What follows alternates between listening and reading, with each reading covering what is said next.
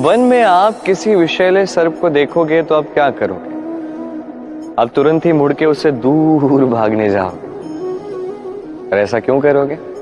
स्वयं की रक्षा के लिए। चलो ये बात तो मैं मान गया, किंतु जीवन में ये क्यों नहीं करते? अब जहां भी जाते हैं, जिस भी स्थान पे जाते हैं, हर एक स्थान पर, हर एक समय पर ऐसे विषैले सर्प होते ही हैं। ये वो सर्प नहीं है जो आपको वन में मिलते हैं, ये वो सर्प हैं जो आपको पाप करने के लिए प्रेरित करते हैं, जो आपके भीतर की वासना, क्रोध, अहंकार, लोभ, ईर्ष्या, ये सब कुछ बढ़ाते हैं। देखिए, वन का ये सर्प, ये एक बार बख्श भी दे, हमें ना डसे, किंतु ये जो पाप साधन सर्प है, ये अवश्य ही डसेगा। कर्म करोगे तो उसका फल तो मिलेगा ही।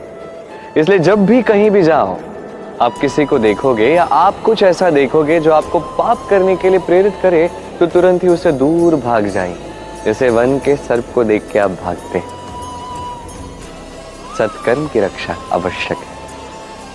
आइए मेरे साथ प्रेम से कहें, राधे राधे। मनुष्य जीवन में सबसे अधिक महत्वपूर्ण है मन की एकाग्रता। इस संसार में जो भी महान कर्म हुए हैं, ये मन की एकाग्रता का ही फल है। आपने कभी देखा होगा, अनेक छोटी बड़ी नदियां बहती हैं, इनके सामने एक बांध बनाया जाता है इन सब का संचय करने के लिए। बांध बन गया तो आवश्यकता के अनुसार या मन के अनुसार इसका उपयोग किया जा सकता है। अब ऐसा ही हमारे मन के साथ भी है।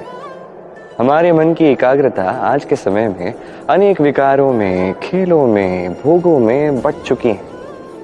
इसे एकाग्र करना होगा, एक बांध बनाना होगा,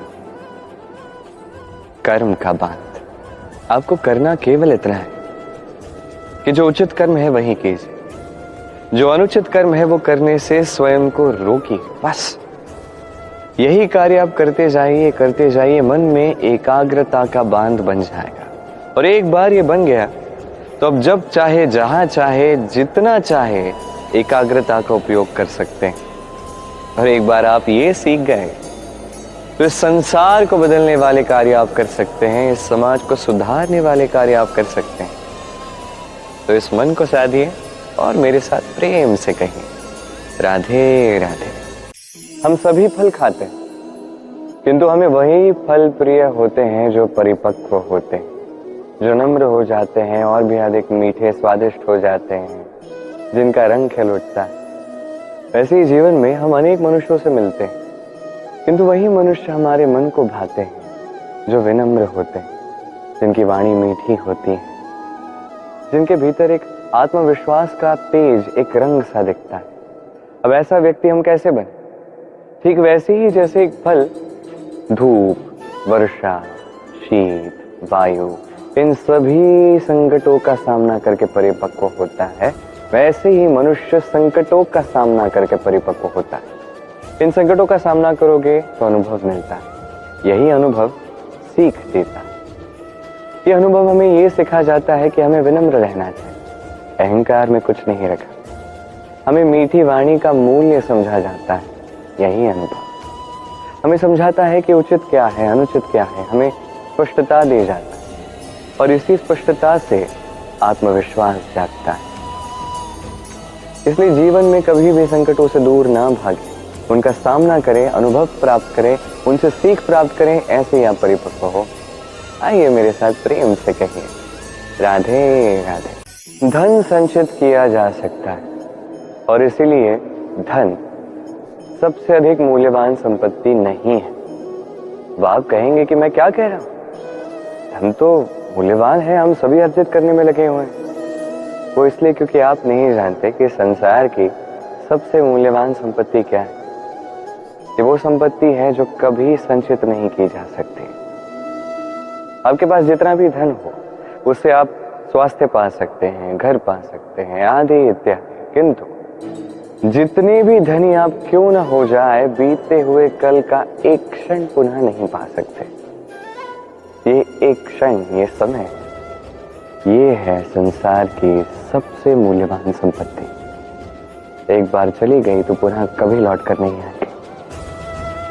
अब ये क्षण बीत क्यों ना जाए, इन स्मृतियों में हम पुनः उन्हें जी सकते हैं, उसका आनंद उठा सकते हैं, और जिसके साथ भी हमने समय व्यतीत किया उसकी स्मृतियों में भी हम सदैव जीवित रह सकते हैं।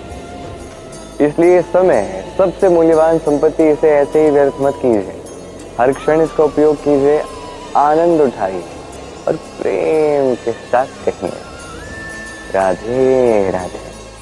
कनक कितना सुंदर शब्द है ना। इसके कई सारे रूप हैं, कई सारे अर्थ भी हैं। पहला अर्थ स्वर्ण अर्थात संपत्ति, दूसरा अर्थ धतूरा अर्थात पौधे का एक बीज जो अत्यंत मधुशाली होता है। यदि अधिक मात्रा में इसका उपयोग किया जाए तो ये विष का भी कार्य करता है। ये वही धतूरा है जिसका उपयोग महादेव की पूजा में किया जाता है। अब ये प्रश्न है कि स्वर्ण और धतूरा, इन दोनों में समानता क्या है? समानता ये है कि ये दोनों ही मनुष्य को मद देते हैं। धतूरा मनुष्य को मद तब देता है जब उसका सेवन किया जाए, किंतु स्वर्ण धन संपत्ति, मनुष्य इसे पा भी ले उतना ही पर्याप्त है। वो मनुष्य के सोचने समझने की शक्ति को वश में कर लेता है। मनुष्य धन के मद में चूर हो जाता है, क्योंकि जो जितना चमत्कारी है, जितना अमूल्य है, उसे संभालना भी तो उतना ही कठिन होगा। नहीं, स्मरण रखिएगा, धन, स्वर्ण, संपत्ति ये धतूरे से कहीं अधिक विषक्त हो सकते हैं। तो इन पे संयम का एक कवच बनाए रखिएगा और विवेक की शक्ति के साथ इसका उपयोग कीजिए, तभी कल्याण होगा। आइए मेरे साथ प्रेम से कहें राधे राधे। मनुष्य के जीवन में 3 गुण अत्यंत आवश्यक है: श्रद्धा, नम्रता, योग्यता। यदि ज्ञान पाना है तो श्रद्धा की आवश्यकता होगी, यदि मान पाना है तो स्वभाव में नम्रता की आवश्यकता होगी, और यदि मनोवांछित स्थान प्राप्त करना है तो योग्यता की आवश्यकता होगी। अर्थ सरल है, श्रद्धा ज्ञान देगी, नम्रता मान देगी और योग्यता उचित स्थान देगी। किंतु यदि इन तीनों गुणों को आप मिला दोगे तो कुछ ऐसा मिलेगा जो इन सब से उच्च होगा: सम्मान। और यही सम्मान है जो हर एक मनुष्य को अपने जीवन में पाने का प्रयास करना चाहिए, क्योंकि यही सम्मान है जिसके कारण आपके जाने के पश्चात भी संसार आपको प्रेम करेगा और स्मरण करेगा। आइए मेरे साथ प्रेम से कहिए राधे राधे। जीवन में गति महत्वपूर्ण है, मति महत्वपूर्ण है, और सबसे अधिक महत्वपूर्ण है संगति। एक ओस की बूंद, उसमें गति होती है। प्रकृति को उसे पाने की मति होती है, किंतु ये संगति होती है जो निर्धारित करती है कि ये ओस की बूंद सीप के मुख में गिरकर मोती बनेगी या एक विषैले सर्प के मुख में गिरकर विष बनेगी। अब देखिए, कचरा तो एक स्वर्णकार के दुकान पे भी होता है और कचरा किसी व्यापारी के दुकान पे भी होता है, किंतु कचरा जो स्वर्णकार के दुकान में होता है वो व्यापारी के दुकान के कचरे से अधिक मूल्यवान होता है, क्योंकि उसमें सोने के कणों की संगति होती है। इसलिए जीवन में इस संगति का विशेष ध्यान रखेंगे। जैसी संगति वैसे ही आप बनोगे। आइए मेरे साथ प्रेम से कहिए राधे राधे। संसार में सबसे अधिक कोमल वस्तु है रेशम। ये रेशम इतना अधिक कोमल होता है कि इसका पूरा का पूरा थान मात्र एक हाथ में समा जाता है। कभी सोचा है कि ये रेशम बनता कैसे? एक कीट की लार से रेशम बनता है।